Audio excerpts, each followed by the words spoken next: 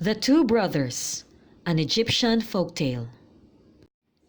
Once there were two brothers.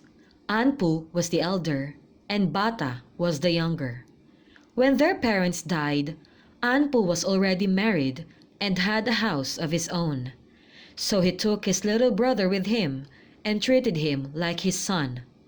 When the little brother grew to be a young man, he became an excellent worker.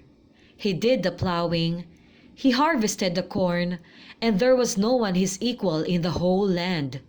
Behold, the spirit of the God was within him. Every morning, the younger brother followed his oxen and worked all day in the fields, and every evening he returned to the house with vegetables, milk, and wood. He laid all these before his elder brother, and he took with him his bread, and he drove the cattle into the field. Because Anpu loved his younger brother very much, his wife became very jealous, and she wanted to destroy Bata. One day, when Anpu and Bata were in the fields, they needed some corn, so Anpu sent Bata home to get some. The younger brother found the wife combing her hair and said to her, "Get up and give me some corn, that I may run to the field, for my elder brother is in a hurry. Do not delay." At eventide, Anpu returned home earlier than his brother because Bata had much work to do in the fields. Anpu was met by his wife, who was crying bitterly. She showed him her arms and legs, which she had painted black and blue, and accused Bata of having beaten her up. She pretended to be in great pain. She did not give him water to wash his hands with. She did not light the fire for him. She pretended that she was very sick. Anpu became very angry. He sharpened his knife and waited for Bata in the stable. When the sun went down, Bata came home as usual, loaded with herbs, milk, and wood. As he entered the door, he saw the fate of his brother and the sharp knife hanging by his side.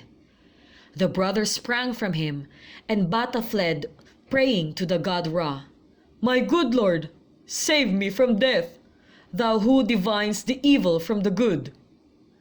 Ra heard his cry.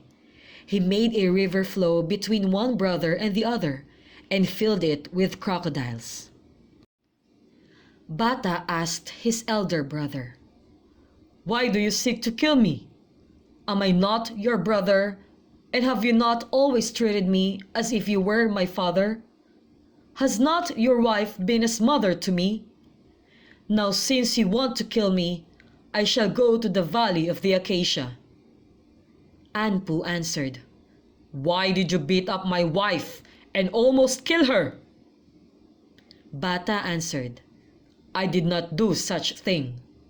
Have I told you that I have always looked upon her as my mother?"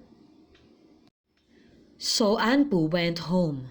He found his wife near the river, washing off the black and blue dye with which she had painted herself. Filled with great anger, Anpu killed his wife and cast her to the dogs. Then he sat down, poured ashes on his head, and mourned for his younger brother. Bata reached the valley of Acacia. Since there was no one with him, he slew wild beasts for food, built himself a house, and met the 9 gods who knew of his innocence and goodness. Ra said to the god Khnummu, "Behold, frame a woman for Bata, that he may not remain alone." So Khnummu made for Bata a wife to dwell with him. She was indeed more beautiful than any other woman in the whole land. She was like a goddess, and Bata loved her very much.